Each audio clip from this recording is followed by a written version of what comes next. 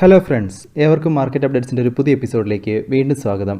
അങ്ങനെ ഇന്ന് നോക്കിക്കഴിഞ്ഞാൽ കഴിഞ്ഞ 2 ദിവസത്തെ ഒരു സമ്മർദ്ദത്തിനൊക്കെ ശേഷം, ഒരു കറക്ഷനൊക്കെ ശേഷം ഇന്ത്യൻ മാർക്കറ്റിൽ ഒരു തിരിച്ചുവരവായിരുന്നു കാണാനുണ്ടായിരുന്നത്. നിഫ്റ്റിയിൽ നോക്കിക്കഴിഞ്ഞാൽ ഏകദേശം 160 പോയിൻറ്റ്സിൻ്റെ ഗെയിനോടുകൂടി 17,562-ലും, സെൻസെക്സിൽ ഏകദേശം 514 പോയിൻറ്റ്സിൻ്റെ ഗെയിനോടുകൂടി 59,005-ലും, ബാങ്ക് നിഫ്റ്റിയിൽ 90 പോയിൻറ്റ്സിൻ്റെ ഗെയിനോടുകൂടി 37,235-ലുമായിരുന്നു ക്ലോസ് ആയിട്ടുണ്ടായിരുന്നത്.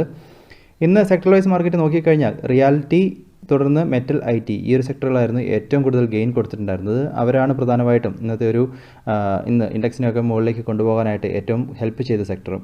അതുപോലെ തന്നെ ഓട്ടോ, തുടർന്ന് PSU ബാങ്ക്, ഈ ഒരു 2 സെക്ടറുകൾ മാത്രമാണ് ഇന്ന് ഒരു റെഡിൽ എൻഡ് ആയിട്ടുണ്ടായിരുന്നത്. ബാക്കി എല്ലാ സെക്ടറും തന്നെ ഇന്നൊരു പോസിറ്റീവ് മൂഡിലാണ് നിന്നത്.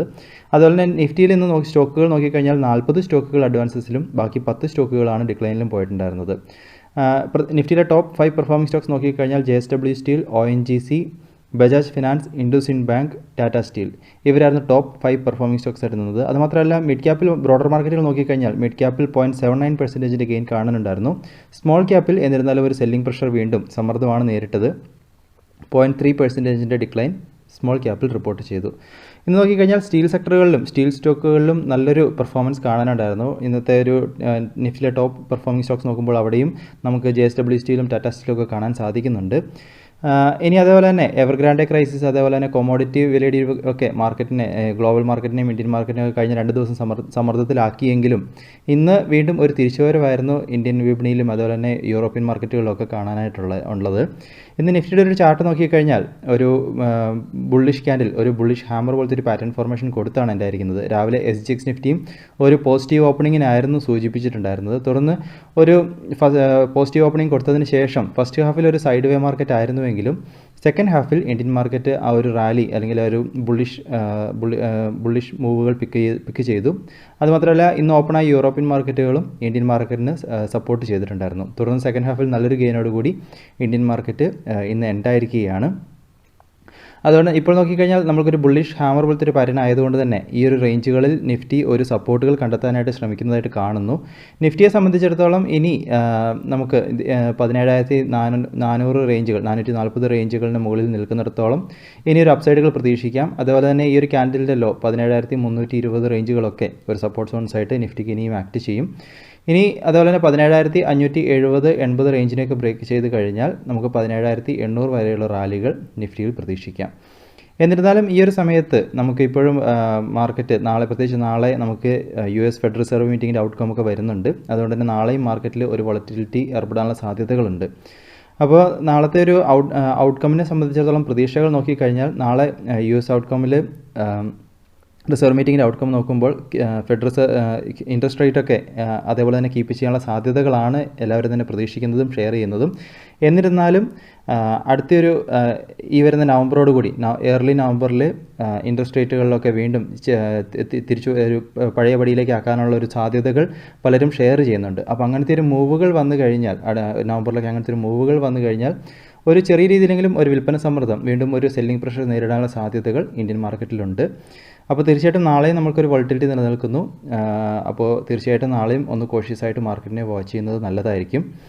ഇനി അതേപോലെ തന്നെ തീർച്ചയായിട്ടും ഈ ഒരു ഔട്ട്കം വാച്ച് ചെയ്യുക. അതുപോലെ തന്നെ ഈ ഒരു ഡാറ്റ, ഈ ഇൻട്രസ്റ്റ് റേറ്റിനെ സംബന്ധിച്ചിടത്തോളം വരുന്ന അപ്ഡേറ്റുകളും തീർച്ചയായിട്ടും ട്രാക്ക് ചെയ്യുക. കാരണം ഇൻട്രസ്റ്റ് റേറ്റുകൾ പഴയപടി ആക്കുമ്പോൾ എന്തായാലും ഒരു സെല്ലിംഗ് പ്രഷർ മാർക്കറ്റിൽ വരാനുള്ള സാധ്യതകൾ നിലനിൽക്കുന്നു. ഇനി ബാങ്ക് നിഫ്റ്റിയിലേക്ക് വന്നു കഴിഞ്ഞാൽ അവിടെ ഇന്നൊരു ഡോജി പോലത്തെ ഒരു പാറ്റേൺ ഫോർമേഷനാണ് ഉണ്ടായത്. നല്ലൊരു വോൾട്ടൈലായിട്ടുള്ള ട്രേഡിംഗ് ആയിരുന്നു ഇന്ന് ബാങ്ക് നിഫ്റ്റിയിൽ കാണാനുണ്ടായിരുന്നത്. ബാങ്ക് നിഫ്റ്റിയെ സംബന്ധിച്ചിടത്തോളം ഇനി 36,500-ന് മുകളിൽ ഹോൾഡ് ചെയ്ത് കഴിഞ്ഞാൽ നമുക്ക് വീണ്ടും ഒരു അപ്സൈഡിനുള്ളൊരു സാധ്യതകൾ ബാങ്ക് നിഫ്റ്റിയിൽ പ്രതീക്ഷിക്കാം. ഇനി ഇന്നത്തെ ഒരു ഗ്ലോബൽ മാർക്കറ്റുകളിലേക്ക് നോക്കിക്കഴിഞ്ഞാൽ വീണ്ടും ഒരു ഉണർവിൻ്റെ, ഒരു തിരിച്ചുവരവിൻ്റെ റാലികളാണ് കാണാനുള്ളത്. US ഫീച്ചേഴ്സൊക്കെ ഒരു പോസിറ്റീവ് മോഡിൽ നിലനിൽക്കുന്നുണ്ട്. യൂറോപ്യൻ മാർക്കറ്റുകളും ഒരു പോസിറ്റീവ് ബയാസിലാണ് കാണാനുള്ളത്. ഒരു എവർഗ്രാൻഡെ ക്രൈസിസൊക്കെ മാർക്കറ്റിനെ സമ്മർദ്ദത്തിലാഴ്ത്തിയെങ്കിലും എല്ലാവരും വീണ്ടും ഒരു പ്രതീക്ഷയോടെ തിരിച്ചു വരുന്നത് പോലെ കാണുന്നു. ഏഷ്യൻ മാർക്കറ്റുകൾ നോക്കിക്കഴിഞ്ഞാൽ മിക്സഡ് ആയിട്ടാണ് ഇപ്പോഴും നിലനിൽക്കുന്നത്. SGX നിഫ്റ്റി 22 പോയിൻറ്റ്സ് ഡൗണിൽ ഈ ഒരു സമയത്ത് നിലനിൽക്കുന്നുണ്ട്. ഗോൾഡിൻ്റെ പ്രൈസിലും ഒരു വർധനവ് ഉണ്ടായിട്ടുണ്ട്. അതുപോലെ തന്നെ ഡോളറിനെ നോക്കിക്കഴിഞ്ഞാൽ ഈ ഒരു എവർഗ്രാൻഡെ ക്രൈസിസ് ഒക്കെ വന്നതുകൊണ്ട് തന്നെ കഴിഞ്ഞ ദിവസങ്ങളിൽ ഡോളറിൻ്റെ പ്രൈസിൽ ഒരു വർധനവ് വന്നിട്ടുണ്ടായിരുന്നു. എന്നിരുന്നാലും ഇന്ന് വീണ്ടും രൂപ ഡോളറിന് അഗേൻസ്റ്റായിട്ട് ഒരു തിരിച്ചുവരവ് കൊടുക്കുന്നതായിട്ട് കാണുന്നുണ്ട്. 13 പൈസ ഉയർന്ന് 73.61 ട്രേഡ് എൻഡ് ആയിരിക്കുന്നത്. അതുമാത്രമല്ല ഇന്ന് ഓയിലിൻ്റെ പ്രൈസ് നോക്കിക്കഴിഞ്ഞാലും വീണ്ടും കഴിഞ്ഞ കുറച്ച് ദിവസങ്ങളിൽ ഒരു കറക്ഷന് ശേഷം ഓയിലിൻ്റെ പ്രൈസിലും ഇന്നൊരു വർധനവ് വന്നിട്ടുണ്ട്. US അവർ വീണ്ടും സപ്ലൈ ടൈറ്റൻ ചെയ്തതാണ് കാരണങ്ങളായിട്ട് കാണിച്ചിരിക്കുന്നത്. ഇനി ഇന്നത്തെ ഒരു ഇൻസ്റ്റിറ്റ്യൂഷൻ ആക്ടിവിറ്റികൾ നമ്മൾക്ക് ഇനിയും അപ്ഡേറ്റ് ആയിട്ടില്ല. ഇന്നലെ നോക്കിക്കഴിഞ്ഞാൽ FIIൻ്റെ ഭാഗത്ത് നിന്ന് വലിയൊരു പാർട്ടിസിപ്പേഷൻ ഉണ്ടായതായിട്ട് കാണുന്നില്ല. 92 കോടിയുടെ ഇൻവെസ്റ്റ്മെൻ്റ് ആയിരുന്നു ഇന്നലെ വന്നിട്ടുണ്ടായിരുന്നത്. അപ്പോൾ ഇന്നത്തെ ഒരു ഡാറ്റ തീർച്ചയായിട്ടും നിങ്ങളൊന്ന് ട്രാക്ക് ചെയ്യുക. അപ്പോൾ ബാക്കി ഇന്നത്തെ ഒരു ഗ്ലോബൽ മാർക്കറ്റിൻ്റെ സിറ്റുവേഷൻസ് നോക്കിക്കഴിഞ്ഞാൽ US മാർക്കറ്റും യൂറോപ്യൻ മാർക്കറ്റുകളും നമുക്ക് ഇതുവരെ സപ്പോർട്ടീവായിട്ടാണ് കാണുന്നത്. ഏഷ്യൻ മാർക്കറ്റുകൾ മിക്സഡായിട്ട് നിലനിൽക്കുന്നു. തീർച്ചയായിട്ടും നാളെ രാവിലെ SGX നിഫ്റ്റി ഒന്ന് വാച്ച് ചെയ്യുക. നമുക്ക് അതിനെ ബേസ് ചെയ്തുള്ളൊരു ഓപ്പണിംഗ് നമുക്ക് ഇന്ത്യൻ മാർക്കറ്റുകളിൽ പ്രതീക്ഷിക്കാം. എന്നിരുന്നാലും നാളെ നമുക്ക് ഫെഡറൽ റിസർവിൻ്റെ ഔട്ട്കം ഒക്കെ വരുന്നത് കൊണ്ട് അപ്പോൾ അത് തീർച്ചയായിട്ടും ഒരു വോളറ്റിലിറ്റിക്കുള്ളൊരു സാധ്യതകൾ ഇന്ത്യൻ മാർക്കറ്റിൽ നിലനിൽക്കുന്നുണ്ട്. ഇനി അടുത്തതായിട്ട് സ്റ്റോക്കുകളെ സംബന്ധിച്ചിടത്തോളം പറയാനുള്ളത് ITCൻ്റെ സ്റ്റോക്ക് വീണ്ടും ഇന്ന് നല്ലൊരു ഗെയിനുകൾ കൊടുത്തിട്ടുണ്ടായിരുന്നു. ഇന്ന് വീണ്ടും ഒരു 52 വീക്ക് ഹൈ പുതിയ 52 വീക്ക് ഹൈ ക്രിയേറ്റ് ചെയ്തുകൊണ്ടാണ് ഈ ഒരു സ്റ്റോക്ക് ഇന്നും എൻഡായിരിക്കുന്നത്. അതുമാത്രമല്ല ഒരു ബ്രേക്കൗട്ടുകൾ മന്ത്ലി ചാർട്ടിൽ നോക്കിക്കഴിഞ്ഞാൽ അവിടെയും ITCയെ സംബന്ധിച്ചിടത്തോളം മന്ത്ലി ചാർട്ടിലും ഒരു ബ്രേക്കൗട്ടുകൾ വന്നിട്ടുണ്ട്. അപ്പോൾ തീർച്ചയായിട്ടും ഒരു ബുള്ളിഷ് മൂവിനെ വീണ്ടും തുടരാനുള്ളൊരു സാധ്യതകൾ ലോങ് ടേമിലേക്കാണെങ്കിലും ഒരു ബുള്ളിഷ് മൂവ് തുടരാനുള്ളൊരു സാധ്യതകൾ ITCയെ സംബന്ധിച്ചിടത്തോളം നിലനിൽക്കുന്നുണ്ട്. അതുകൊണ്ട് തന്നെ ITCനെ നിങ്ങൾ തീർച്ചയായിട്ടും നിങ്ങളുടെ വാച്ച് ലിസ്റ്റിൽ നോക്കുക. മന്ത്ലി ബ്രേക്കൗട്ടുകൾ നടന്നിരിക്കുന്നുണ്ട് ഈ ഒരു സ്റ്റോക്കിൽ. അപ്പോൾ തീർച്ചയായിട്ടും വരും ദിവസങ്ങളിലും ITCനെ നിങ്ങളുടെ വാച്ച് ലിസ്റ്റിൽ വെക്കുന്ന കാര്യം ശ്രദ്ധിക്കുക. അതുപോലെ തന്നെ HCLനെ സംബന്ധിച്ചിടത്തോളം HCLലും വീണ്ടും ഒരു 52 വീക്ക് ഹൈ പുതിയ 52 വീക്ക് ഹൈ ഇന്ന് ഈ ഒരു സ്റ്റോക്ക് ക്രിയേറ്റ് ചെയ്തിട്ടുണ്ട്. തീർച്ചയായിട്ടും വരും ദിവസങ്ങളിലും ഈ ഒരു സ്റ്റോക്കിനെയും ഒന്ന് ട്രാക്കിങ്ങിൽ വെക്കുക. ഒരു പാറ്റേൺ നമുക്ക് ബുള്ളിഷ് ആണെങ്കിലും ഒരു ഡിസിസീവ് പോലെ കാണുന്നുണ്ട്. തീർച്ചയായിട്ടും വരും ദിവസങ്ങളിൽ ഒന്ന് നിങ്ങളുടെ വാച്ച് ലിസ്റ്റിൽ വെക്കുന്നത് നല്ലതായിരിക്കും. ഇനി ഗോദ്രേജ് പ്രോപ്പർട്ടീസിനെ സംബന്ധിച്ചിടത്തോളം ഈ ഒരു സ്റ്റോക്കിലും ഇന്ന് നല്ലൊരു ബുള്ളിഷ് ബ്രേക്കൗട്ടുകൾ കിട്ടിയിട്ടുണ്ട്. തീർച്ചയായിട്ടും ഈ ഒരു സ്റ്റോക്കിനെ നിങ്ങളുടെ ട്രാക്കിങ്ങിൽ വെക്കുക.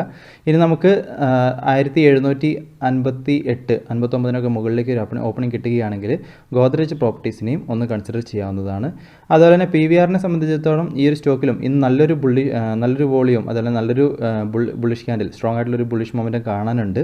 തീർച്ചയായിട്ടും നാളെയും ഈ ഒരു സ്റ്റോക്കിനെ നിങ്ങളൊന്ന് ട്രാക്കിങ്ങിൽ വെക്കുന്നത് നല്ലതായിരിക്കും. KEC ഇൻ്റർനാഷണലിനെ സംബന്ധിച്ചിടത്തോളം ഈ ഒരു സ്റ്റോക്കിലും ഇന്ന് നല്ലൊരു ബുള്ളിഷ് മൂവുകളുണ്ടായി. ബ്രേക്കൗട്ടുകൾക്ക് സാധിച്ചില്ല ഇന്ന് ഈ ഒരു സ്റ്റോക്കിന്. അപ്പോൾ നമുക്ക് വരും ദിവസങ്ങളിൽ ഒരു ബ്രേക്കൗട്ടുകൾ കിട്ടിക്കഴിഞ്ഞാൽ റാലികൾ തുടരാനുള്ള സാധ്യതകൾ KEC ഇൻ്റർനാഷണലിലും നിലനിൽക്കുന്നുണ്ട്. ഇനി അടുത്തായിട്ട് പ്രധാനപ്പെട്ട അപ്ഡേറ്റുകളിലേക്ക് പോയി കഴിഞ്ഞാൽ ആദ്യമേ തന്നെ HCL ടെക്നോളജീസിനെ സംബന്ധിച്ചിടത്തോളം അവർ ജർമ്മൻ ബേസ്ഡ് ആയിട്ടുള്ള ലെൻഡിക്കോ എന്ന് പറഞ്ഞ കമ്പനിയായിട്ട് ഒരു മൾട്ടി ഇയർ കോൺട്രാക്റ്റ് സൈൻ ചെയ്തിരിക്കുകയാണ്. സ്മോൾ മീഡിയം എൻ്റർപ്രൈസസ് കമ്പനികൾക്ക് ഒരു ബിൽഡിംഗ് സൊല്യൂഷൻ ബിൽഡ് ചെയ്യുന്നതിനുള്ള ഒരു കോൺട്രാക്റ്റ് എന്നാണ് അപ്ഡേറ്റുകളിൽ കാണാനുള്ളത്. HCLൽ ഇന്ന് 1.8% റാലികളും ഈ ഒരു മാസം മുഴുവൻ നോക്കുമ്പോൾ 9.91% 10% അടുത്തുള്ള റാലികളും HCLൽ റിപ്പോർട്ട് ചെയ്തിട്ടുണ്ട്. ഇനി L&Tയെ സംബന്ധിച്ചിടത്തോളം അവരുടെ subsidiary L&T hydro carbon engineering ഇവർക്ക് ഗെയിൽ ഇന്ത്യ അതേപോലെ തന്നെ air product middle east gases LLC ഇവരുടെ 2 കമ്പനികളുടെ ഭാഗത്തു നിന്നും 2 ഓർഡറുകൾ വിൻ ചെയ്തതായിട്ട് ഒരു കൺസ്ട്രക്ഷൻ സർവീസ് സെഗ്മെൻറ്റിലാണ് 2 ഓർഡറുകൾ വിൻ ചെയ്തതായിട്ട് ഇവരുടെ അപ്ഡേറ്റുകളിൽ കാണിച്ചിരിക്കുന്നു. ഇന്ന് L&Tയിൽ ഏകദേശം 1% റാലികളും ഈ ഒരു മാസം മുഴുവൻ നോക്കുമ്പോൾ 2.91% റാലികളും റിപ്പോർട്ട് ചെയ്തിരിക്കുന്നു. ഇനി KP എനർജിയെ സംബന്ധിച്ചിടത്തോളം അവർ ഏകദേശം 119 കോടി വർത്ത് ചെയ്യുന്ന പ്രൊജക്റ്റുകളുടെ ഒരു ലെറ്റർ ഓഫ് ഇൻറ്റൻറ്റ് വിൻ ചെയ്തിട്ടുണ്ട് ഗുജറാത്തിൽ നിന്ന്. വിൻഡ് പവർ പ്രൊജക്റ്റ് എക്സിക്യൂട്ട് ചെയ്യുന്നതിനാണ് ഈ ഒരു പ്രൊജക്റ്റ് വിൻ ചെയ്തിരിക്കുന്നതെന്നാണ് അപ്ഡേറ്റുകളിൽ കാണിച്ചിരിക്കുന്നത്. ഇനി കൊട്ടാക് മഹീന്ദ്ര ബാങ്കിനെ സംബന്ധിച്ചിടത്തോളം അവർ ഹെൽത്ത് കെയർ ഫിനാൻസിങ് സൊല്യൂഷനിലേക്ക് അങ്ങനത്തെ ഒരു ബിസിനസ്സിലേക്ക് അവർ എൻട്രി ചെയ്യാനായിട്ട് ഉദ്ദേശിക്കുന്നു.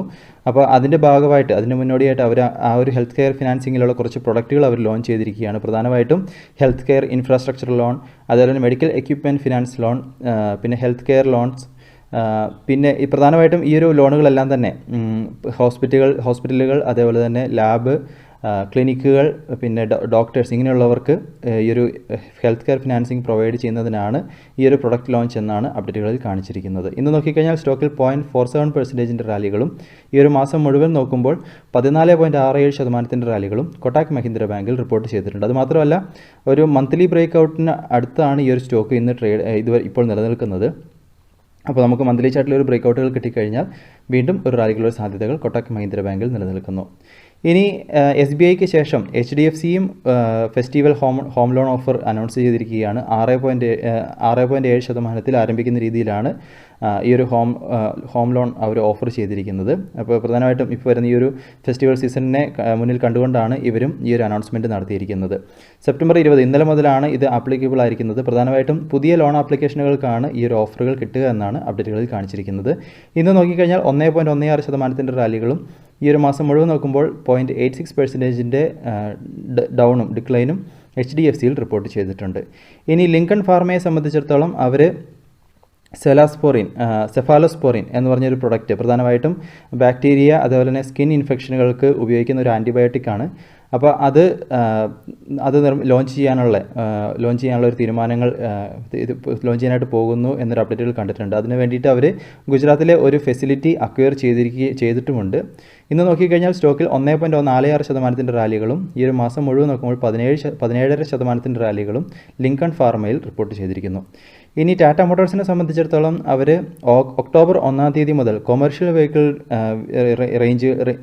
വെഹിക്കിളുകൾക്ക് 2% റേഞ്ചിൽ ഒരു പ്രൈസ് ഹൈക്ക് കൊണ്ടുവരാനായിട്ട് ഇൻട്രൊഡ്യൂസ് ചെയ്യാനായിട്ട് പോകുന്നു. അപ്പോൾ ഈ ഒരു വാർത്തയെ തുടർന്ന് നോക്കിക്കഴിഞ്ഞാൽ ഇന്ന് സ്റ്റോക്കിൽ 1% റാലികളും ഈ ഒരു മാസം മുഴുവൻ നോക്കുമ്പോൾ 5% റാലികളും ടാറ്റ മോട്ടോഴ്സിൽ റിപ്പോർട്ട് ചെയ്തിട്ടുണ്ട്. ഇന്ന് നമ്മൾ നോക്കിക്കഴിഞ്ഞാൽ റിയൽ എസ്റ്റേറ്റ് സെക്ടറായിരുന്നു ടോപ്പ് പെർഫോമറായിട്ട് നിന്നിട്ടുണ്ടായിരുന്നത്. അപ്പോൾ അതിനുള്ള കാരണങ്ങൾ നോക്കിക്കഴിഞ്ഞാൽ കർണാടക ഗവൺമെൻറ് അവരുടെ അസംബ്ലിയിൽ ഒരു ബില്ല് പാസ്സാക്കിയിട്ടുണ്ട്. 45 ലക്ഷം വരെ വിലമതിക്കുന്ന ഫ്ലാറ്റുകൾക്ക് അതിൻ്റെ സ്റ്റാമ്പിംഗ് ഡ്യൂട്ടിയിൽ 2% കുറവ് അവർ കൊണ്ടുവന്നിട്ടുണ്ട്. അത് വലിയൊരു ഡിഫറൻസ് ഉണ്ടാക്കത്തില്ല എങ്കിലും, കാരണം 45 ലക്ഷത്തിന് വരെയുള്ള ഫ്ലാറ്റ് എന്ന് പറയുമ്പോൾ അത് വലിയൊരു സെയിൽസ് വോളിയത്തിൽ ഇമ്പാക്റ്റ് വരത്തില്ല. എന്നിരുന്നാലും ഒരു മാർജിനൽ ഡിഫറൻസ് കൊണ്ടുവരാൻ സാധിക്കും. അപ്പോൾ ആ ഒരു വാർത്ത ഇന്ന് റിയൽ എസ്റ്റേറ്റ് സ്റ്റോക്കുകൾക്ക്, പ്രത്യേകിച്ചും സൗത്ത് ബേസ്ഡ് ആയിട്ടുള്ള റിയൽ എസ്റ്റേറ്റ് സ്റ്റോക്കുകൾക്ക് നല്ലൊരു റാലികൾ കൊടുത്തിട്ടുണ്ടായിരുന്നു. അപ്പോൾ ചെറിയ രീതിയിലെങ്കിലും സെയിൽസ് വോളിയത്തിൽ ഒരു ഇമ്പാക്റ്റുകൾ കൊണ്ടുവരും എന്നുള്ളൊരു പ്രതീക്ഷകളാണ് ഈ ഒരു റാലിക്ക് കാരണമായിരുന്നത്. ഇന്ന് ബ്രിഗേഡ് എൻ്റർപ്രൈസസ് നോക്കിക്കഴിഞ്ഞാൽ 9.2% റാലികളും, പ്രസ്റ്റീജ് എസ്റ്റേറ്റിൽ 5.8% റാലികളും, ഗോദ്രേജ് പ്രോപ്പർട്ടീസിൽ 4.7% റാലികളും, സൺടെക് റിയാലിറ്റിയിൽ 3.3%, പുറവൻകരയിൽ 4.1% ഗെയിൻ റിപ്പോർട്ട് ചെയ്തിട്ടുണ്ടായിരുന്നു. ഇനി അതേപോലെ തന്നെ ടാറ്റ ഗ്രൂപ്പ്, അതേപോലെ തന്നെ റിലയൻസ് ഇൻഡസ്ട്രീസ്, അദാനി ഗ്രൂപ്പ് ഇവരെ സംബന്ധിച്ചിടത്തോളം സോളാർ PLI സ്കീമിൽ സോളാർ പ്രൊജക്റ്റുകൾക്ക് വേണ്ടിയിട്ട് ബിഡ് ചെയ്യാൻ സാധ്യതകളുണ്ട് എന്നൊരു വാർത്ത ഇന്ന് കണ്ടിട്ടുണ്ടായിരുന്നു. പ്രധാനമായിട്ടും high efficiency solar photovoltaic module നിർമ്മിക്കുന്നതിനുള്ള പ്രൊജക്റ്റുകളിലേക്കാണ് ഈ ഒരു ബിഡിങ് നടത്താൻ സാധ്യത എന്നാണ് അപ്ഡേറ്റുകളിൽ കണ്ടിട്ടുള്ളത്. അപ്പോൾ തീർച്ചയായിട്ടും ഈ ഒരു ബിഡ് വിനൊക്കെ വന്നു കഴിഞ്ഞാൽ ഇവർക്കൊക്കെ ഒരു പോസിറ്റീവ് ന്യൂസ് ആയിട്ട് വരാനുള്ള സാധ്യതകളുണ്ട്. അതുമാത്രമല്ല, ഇതിൽ തന്നെ അദാനി ഗ്രൂപ്പിനെ സംബന്ധിച്ചിടത്തോളം വേറൊരു അപ്ഡേറ്റ് കണ്ടതെന്ന് വെച്ച് കഴിഞ്ഞാൽ അവരുടെ renewable power generation, renewable energy ജനറേഷനൊക്കെ അടുത്ത 4 വർഷത്തിനുള്ളിൽ 3 മടങ്ങായിട്ട് ഉയർത്താൻ പദ്ധതിയിടുന്നു, അതിനുവേണ്ടിയിട്ടുള്ള ക്യാപിറ്റൽ ഇൻഫ്യൂഷൻ നടത്താൻ പോകുന്നു എന്നൊരു ആർട്ടിക്കിളുകൾ കണ്ടിട്ടുണ്ടായിരുന്നു. അതായത് ഏകദേശം $20 ബില്യൺ അടുത്തൊരു 10 വർഷത്തിനുള്ളിൽ അവർ മൊത്തത്തിൽ ഇൻവെസ്റ്റ് ചെയ്യാനായിട്ട് ഉദ്ദേശിക്കുന്നുണ്ട് റിന്യൂവബിൾ എനർജി ജനറേഷൻ സെഗ്മെൻറ്റിൽ.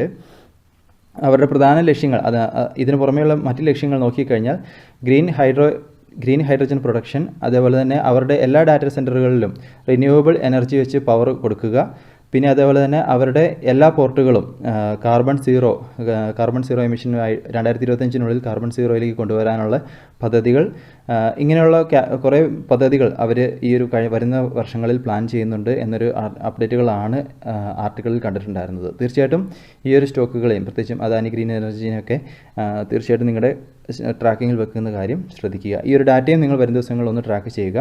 ഇനി ഹിന്ദുസ്ഥാൻ എയറോനോട്ടിക്സിനെ സംബന്ധിച്ചിടത്തോളം ഇന്നത്തെ അവരുടെ ബോർഡ് മീറ്റിങ്ങിൽ അവർ സ്റ്റോക്ക് സ്പ്ലിറ്റിനുള്ള ഒരു തീരുമാനം അത് അവർ വീണ്ടും മാറ്റി വെച്ചിരിക്കുകയാണ്. അപ്പോൾ ആ ഒരു വാർത്ത ഇന്ന് ഈ ഒരു സ്റ്റോക്കിനെ വീണ്ടും ഡൗണിലേക്ക് കൊണ്ടുവന്നിട്ടുണ്ടായിരുന്നു. 1.3% ഡിക്ലൈൻ ഇന്ന് ഈ ഒരു സ്റ്റോക്കിൽ റിപ്പോർട്ട് ചെയ്തിട്ടുണ്ട്. ഇന്ന് പാരാസ് ഡിഫൻസ് IPO ലോഞ്ച് ചെയ്തു. ഓപ്പണായി കുറച്ച് നിമിഷങ്ങൾക്കുള്ളിൽ തന്നെ, കുറച്ച് സമയത്തിനുള്ളിൽ തന്നെ ഫുൾ സബ്സ്ക്രിപ്ഷൻ നടന്നു എന്നാണ് അപ്ഡേറ്റുകൾ കണ്ടിട്ടുള്ളത്. ഇന്ന് നോക്കുമ്പോൾ ഏകദേശം 4 മടങ്ങിലധികം സബ്സ്ക്രിപ്ഷനാണ് ഇതുവരെ ഈ ഒരു സ്റ്റോക്കിൽ കണ്ടിട്ടുള്ളത്. ഇത് മാത്രമല്ല, ഈ ഒരു സ്റ്റോക്കിലെ ഏറ്റവും ആകർഷിക്കുന്ന ഒരു പ്രധാന ഘടകം ഗ്രേ മാർക്കറ്റ് പ്രീമിയം നല്ല രീതിയിൽ റണ്ണാവുന്നുണ്ട്. 195 മുതൽ 200 രൂപ റേഞ്ചിലാണ് ഗ്രേ മാർക്കറ്റ് പ്രീമിയം ഇപ്പോൾ റണ്ണാകുന്നതെന്നാണ് അപ്ഡേറ്റുകളിൽ കണ്ടിട്ടുള്ളത്. അപ്പോൾ ഇതൊക്കെയാണെന്ന് പറയാനുള്ള പ്രധാനപ്പെട്ട ന്യൂസുകളായിട്ട് നിലനിൽക്കുന്നത്. തീർച്ചയായിട്ടും ഈ പറഞ്ഞ വാർത്തകളും സ്റ്റോക്കുകളും നിങ്ങളുടെ അനാലിസിസിനായിട്ട് മാത്രം ഉപയോഗിക്കുക. കണ്ടെത്തുന്ന കാര്യങ്ങളൊക്കെ തീർച്ചയായിട്ടും ഷെയർ ചെയ്യുക. പുതിയ അപ്ഡേറ്റ്സ് ഒക്കെ ആയിട്ട് നമുക്ക് വീണ്ടും കാണാം. അതുവരെ this is Tony signing off.